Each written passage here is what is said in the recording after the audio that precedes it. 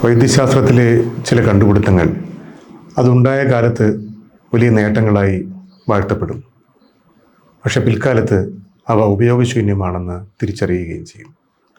എന്നാൽ മറ്റ് ചില കണ്ടെത്തലുകൾ, നേരത്തെ അത് അസംബന്ധമാണെന്ന് വിചാരിക്കുന്ന ചില കണ്ടെത്തലുകൾ പിൽക്കാലത്ത് വൈദ്യശാസ്ത്രത്തിലെ വലിയ നാഴികക്കല്ലായി വാഴ്ത്തപ്പെടുകയും ചെയ്യും.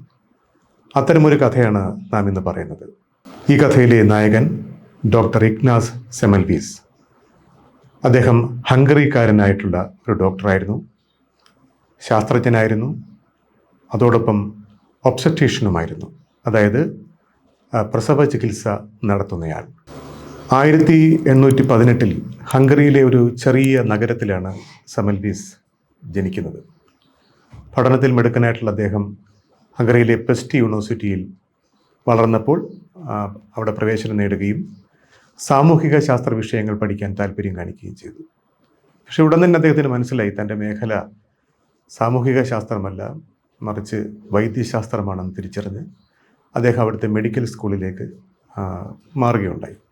പിൽക്കാലത്ത് യൂറോപ്പിലെ തന്നെ ഏറ്റവും വലിയൊരു മെഡിക്കൽ സ്കൂളായിരുന്ന വിയന്നയിലെ മെഡിക്കൽ കോളേജിലേക്ക് അദ്ദേഹം പോവുകയും അവിടെ അദ്ദേഹത്തിൻ്റെ പഠനം പൂർത്തിയാക്കുകയും ചെയ്തു. അങ്ങനെ 1847 വിയന്നയിലെ ജനറൽ ആശുപത്രിയിൽ അവിടുത്തെ ഒരു പ്രസവ ശുശ്രൂഷകനായി, ഡോക്ടറായി അല്ലെങ്കിൽ ഒബ്സട്രീഷ്യനായിട്ട് അദ്ദേഹം ജോയിൻ ചെയ്തു. അപ്പോൾ അക്കാലത്ത് 19-ാം നൂറ്റാണ്ടിൽ അക്കാലത്തെ വലിയൊരു ആരോഗ്യ പ്രശ്നം പ്രസവത്തിന് ശേഷം സ്ത്രീകളും കുട്ടികളും മരണമടയുന്നതാണ്. ഇതിൻ്റെ പ്രധാനപ്പെട്ട കാരണം പ്രസവാനന്തരം ഉണ്ടാകുന്ന അണുബാധയാണ്. ഏതാണ്ട് ഒരു 10% മുതൽ 30% വരെ സ്ത്രീകൾക്കും കുട്ടികൾക്കും അണുബാധ ഉണ്ടാകുകയും അതിൽ കുറേ പേര് മരിച്ചു പോവുകയും ചെയ്തു. ഇത് യൂറോപ്പിലാകമാനൊരു പിടികിട്ടാത്തൊരു അസുഖമായിട്ട് വ്യാപകമായി കണ്ടിരുന്നു. അപ്പോൾ അന്നത്തെ ഒരു പ്രത്യേകത, ഈ ഹംഗറിയിലെ പ്രത്യേകത, ഓസ്ട്രിയയിലെ പ്രത്യേകത, അക്കാലത്ത് ഈ വിവാഹം കഴിക്കാതെ ഗർഭിണികളാകുന്ന ഒരുപാട് സ്ത്രീകൾ, പെൺകുട്ടികളുണ്ടായിരുന്നു. പ്രത്യേകിച്ചും തെരുവിൽ കഴിയുന്ന സ്ത്രീകൾ, നോക്കാൻ ആരുമില്ലാത്തവർ, കമേഴ്ഷ്യൽ ലൈംഗിക തൊഴിലാളികൾ. അപ്പോൾ ഇവരൊക്കെ ചെയ്യുന്നത് ജനിച്ചു കഴിഞ്ഞാൽ ഈ കുട്ടിയെ കൊന്നുകളയും. ഇത് ഒഴിവാക്കാനായിട്ട് ഇവർക്ക് വേണ്ടി ജനറൽ ആശുപത്രികൾ ഉണ്ടാക്കുകയും അവിടെയൊക്കെ പ്രസവത്തിന് വരാൻ വേണ്ടി ഗവൺമെൻറ് പ്രത്യേക ആനുകൂല്യങ്ങൾ ഉണ്ടാക്കുകയും ചെയ്യും. ഈ സ്ത്രീകൾ പോലും ഗവൺമെൻറ്റിൻ്റെ സൗകര്യം ഉപയോഗിക്കാതെ, അത് ആശുപത്രിയിൽ പ്രസവിക്കാതെ തെരുവിൽ പ്രസവിക്കുകയും പ്രസവിച്ചതിന് ശേഷം ആനുകൂല്യം വാങ്ങിക്കാനായിട്ട് ഹോസ്പിറ്റലിൽ പോവുകയും ചെയ്യും. കാരണം പേടിയാണ്. കാര്യം ആശുപത്രിയിൽ പോയി പ്രസവിച്ചു കഴിഞ്ഞാൽ ഉണ്ടാകും എന്നുള്ള ഒരു പേടി മൂലമാണ് അവരത് അങ്ങനെ ചെയ്തിരുന്നത്. അപ്പോൾ വിയന്നയിലെ ജനറൽ ആശുപത്രിയിൽ അവിടെ ആണല്ലോ നമ്മുടെ സെമൽവീസ് ജോയിൻ ചെയ്തത്. അദ്ദേഹം ഒരു അസിസ്റ്റൻ്റായിട്ട് വർക്ക് ചെയ്യുകയാണ്, അവിടെ ഒരു പ്രൊഫസറിൻ്റെ കീഴിൽ അസിസ്റ്റൻ്റായിട്ട് വർക്ക് ചെയ്യുകയാണ്. അപ്പോൾ അദ്ദേഹം ഈ കാര്യം പ്രത്യേകം ശ്രദ്ധിക്കുകയുണ്ടായി. അവിടത്തെയും പ്രസവം നടന്നു കഴിഞ്ഞാൽ ഈ മരണനിരക്ക് വളരെ കൂടുതലാണ്. എന്താണ് ഇതിൻ്റെ കാരണം എന്നുള്ള ഒരു അന്വേഷണം അദ്ദേഹം സ്വന്തം നിലയിൽ ആരംഭിക്കുകയുണ്ടായി. അപ്പം അന്നത്തെ ശാസ്ത്രലോകത്തിൻ്റെ വിചാരം ദുഷിച്ച വായുവാണ് രോഗകാരണം എന്നുള്ളതാണ്. ദുഷിച്ച വായു രോഗിയിൽ പ്രവേശിച്ച് അസുഖമുണ്ടാകുന്നു. ഇതാണ് അന്നത്തെ കൺസെപ്റ്റ്. അത് അദ്ദേഹത്തിന് സംശയമുണ്ട്. ഇത് തന്നെയാണോ, ഈ തിയറി തന്നെയാണോ, എല്ലാവരും വിചാരിക്കുന്നത് പോലെ തന്നെയാണോ ഈ മരണം ഉണ്ടാകുന്നത്? അദ്ദേഹത്തിന് സംശയമുണ്ടായി. അങ്ങനെ അദ്ദേഹം ആശുപത്രിയിലെ അന്നത്തെ പ്രസവ ഡേറ്റ എടുത്ത് പരിശോധിക്കാൻ തുടങ്ങി. അപ്പോൾ വിയന്ന ആശുപത്രിയിൽ 2 പ്രസവ വാർഡുണ്ട്. വാർഡ് എയും വാർഡ് 1ഉം വാർഡ് 2ഉം. വാർഡ് 1 ഡോക്ടർമാരാണ് അവിടെ പ്രസവം എടുക്കുന്നത്. വാർഡ് 2 നഴ്സുമാരും മിഡ്വൈഫുകളുമാണ് പ്രസവം എടുക്കുന്നത്. അപ്പോൾ അദ്ദേഹം ശ്രദ്ധിച്ചൊരു പ്രത്യേകത, ഏറ്റവും കൂടുതൽ ഈ അണുബാധയുടെ നിരക്കുള്ളതും മരണനിരക്കുള്ളതും ഡോക്ടർമാർ പ്രസവം എടുക്കുന്ന വാർഡിലാണ്. അതിനേക്കാൾ താരതമ്യേന കുറവാണ് നഴ്സുമാരും മിഡ്വൈഫുകളും പ്രസവം എടുക്കുന്ന വാർഡിൽ. അപ്പോൾ ഈ വാർഡുകൾ 2 ഒരുപോലെയാണ് മെയിൻറ്റെയിൻ ചെയ്യുന്നത്, ഒരേപോലെയാണ്, ഒരേ രീതിയിലുള്ള കാര്യങ്ങളാണ് നടക്കുന്നത്. ഒരൊറ്റ വ്യത്യാസം മാത്രമേ ഉള്ളൂ. അതാണ് അദ്ദേഹം നോട്ട് ചെയ്തത്. ഒന്നെന്ന് വെച്ച് കഴിഞ്ഞാൽ പോസ്റ്റ്മോർട്ടം ചെയ്യുന്ന മുറിയുണ്ട്. അത് മരിക്കുന്ന ആൾക്കാരെ പോസ്റ്റ്മോർട്ടം ചെയ്യുന്ന മുറിയുണ്ട്. ഈ മുറി ഈ ലേബർ റൂമിനടുത്താണ്. അതിനെ നമ്മൾ ഓട്ടോപ്സി എന്ന് പറയുന്നത്, മരണകാരണം കണ്ടെത്താൻ വേണ്ടി നടത്തുന്ന ശവശരീരം കീറി മുറിച്ചുള്ള പരിശോധന. അപ്പോൾ ഈ ഡോക്ടർമാർ പലപ്പോഴും ഈ ഓട്ടോപ്സി കഴിഞ്ഞിട്ട് നേരെ പ്രസവ വാർഡിലെത്തി പ്രസവം എടുക്കുകയാണ് ചെയ്യുന്നത്. മാത്രമല്ല, ഈ അണുബാധ മൂലം മരണമടയുന്ന ആൾക്കാരെയാണല്ലോ ഓട്ടോപ്സി ചെയ്യുന്നത് പലപ്പോഴും. അപ്പോൾ പുറത്തുനിന്നുള്ള ആൾക്കാരും വരും. ഈ പ്രസവ വാർഡിലെ സ്ത്രീകളും കുട്ടികളൊക്കെ ഓട്ടോപ്സി ചെയ്യാൻ വേണ്ടി അവിടെ അവരുടെ ശരീരം കൊണ്ടുവരും.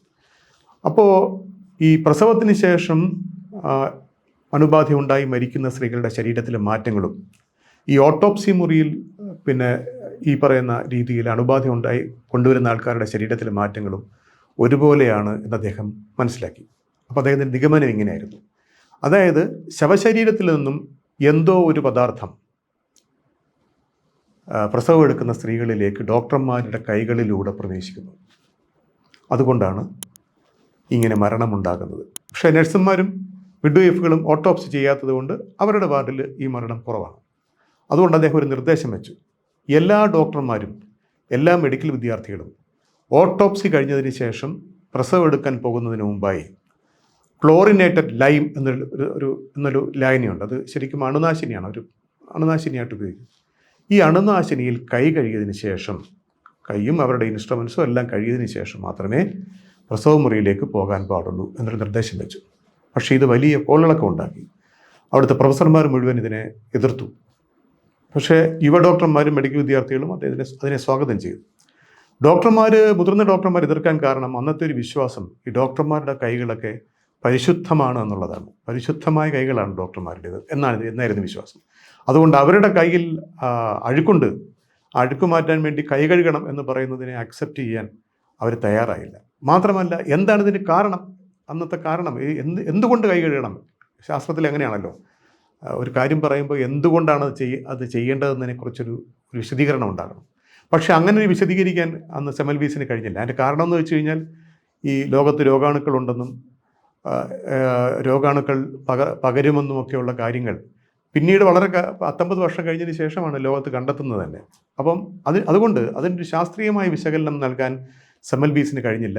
ഇത് ഡോക്ടർമാരെ രണ്ട് ചേരിയായി, സെമൽവീസിനെ അനുകൂലിക്കുന്ന യുവ ഡോക്ടർമാരുടെ ഒരു നിരയും സെമൽവീസിനെ എതിർക്കുന്ന ഡോക്ടർമാരുടെ നിരയും. പക്ഷേ ഇതിനിടയിൽ സംഭവിക്കുന്ന കാര്യം അത്ഭുതകരമായി, ഈ ഒന്നാമത്തെ വാർഡിൽ കൈ കഴുകിയതിന് ശേഷം പ്രസവം എടുത്തതിന് ശേഷം അവിടെ ഉള്ള അണുബാധയുടെ നിരക്കും മരണവും കുത്തനെ താഴ്ന്നു എന്നുള്ളതാണ്. വളരെ കുത്തനെ താഴ്ന്നു, സഡൻ ഡ്രാസ്റ്റിക്കായിട്ട് അത് കുറഞ്ഞു.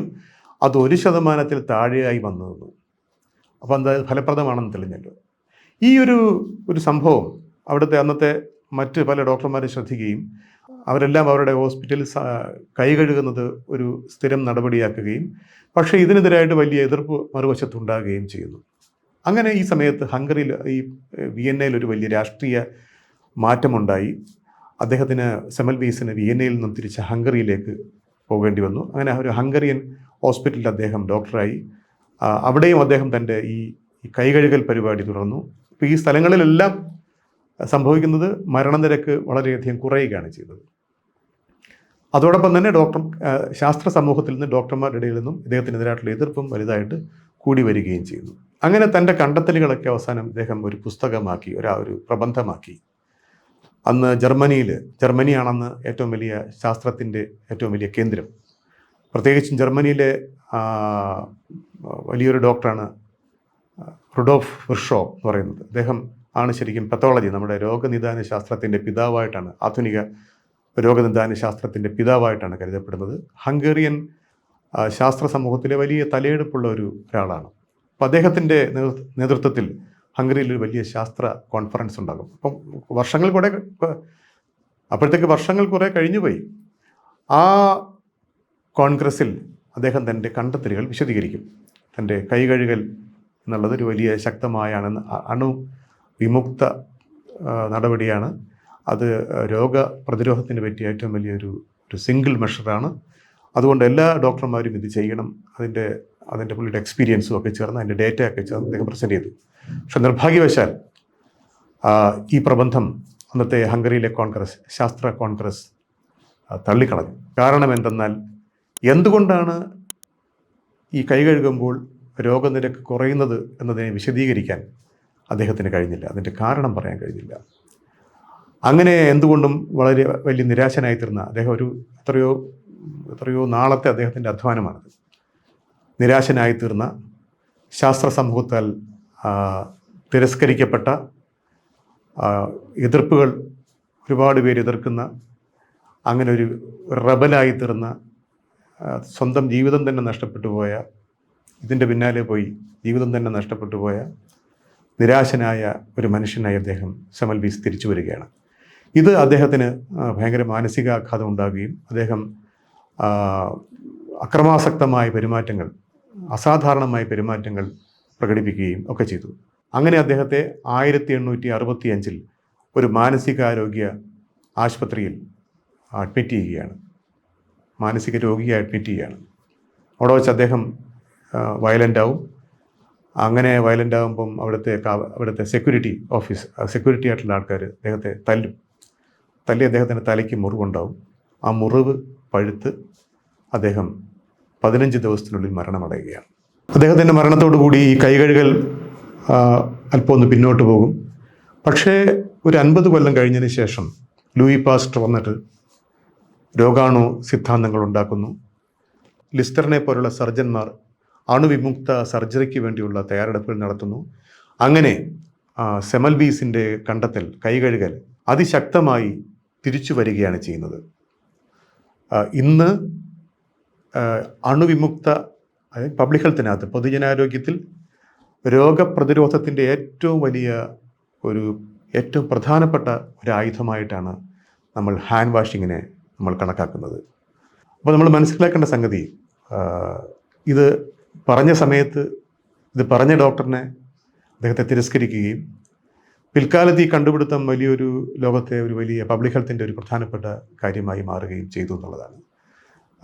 ഓപ്പറേഷൻ തിയേറ്ററിൽ പോകുമ്പോൾ രോഗികളെ പരിശോധിക്കുന്നതിന് മുമ്പ് ഒക്കെ കൈ കഴുകുന്നത് ഡോക്ടർമാരിൽ നിന്ന് അല്ലെങ്കിൽ മറ്റു രോഗികളിൽ നിന്ന്, നമ്മളിൽ നിന്ന് ഒക്കെയുള്ള അണുബാധ മറ്റുള്ളവരിലേക്ക് പോകുന്നതിനെ തടയും. മാത്രമല്ല, മറ്റുള്ളവരുടെ ശരീരത്തിലുള്ള അല്ലെങ്കിൽ പൊതുസ്ഥലത്തുള്ള രോഗാണുക്കളെ നമ്മുടെ ശരീരത്തിലേക്ക് കൊണ്ടുവരുന്നതിനെ തടയും ഹാൻഡ് വാഷിംഗ്. അപ്പോൾ നമ്മൾ മനസ്സിലാക്കേണ്ടത്, ആരെങ്കിലും ഹാൻഡ് വാഷ് ചെയ്യുന്നുണ്ടെങ്കിൽ, ഏതെങ്കിലും ഒരു കുട്ടിയോ മുതിർന്ന ആളോ ഹാൻഡ് വാഷ് ചെയ്യുമ്പോൾ മനസ്സിലാക്കേണ്ടത്, ഈ കാര്യം ഡോക്ടർ സമൂഹത്തിനെ ബോധ്യപ്പെടുത്താൻ വേണ്ടി ഒരു മനുഷ്യൻ അദ്ദേഹത്തിൻ്റെ ജീവിതം കളഞ്ഞിട്ടുണ്ട്, ജീവിതം സമർപ്പിച്ചിട്ടുണ്ട്. ഒരു മനുഷ്യൻ്റെ ജീവിതമാണ് അതിൻ്റെ റിസൾട്ടാണ് ഈ കൈകഴുകൽ എന്ന് നമ്മൾ മനസ്സിലാക്കണം. അപ്പോഴൊക്കെ സെമൽവീസ് എന്ന് പറയുന്ന ആ ആസ്ട്രിയക്കാരനായ ഡോക്ടറെ നമ്മൾ സ്മരിക്കണം.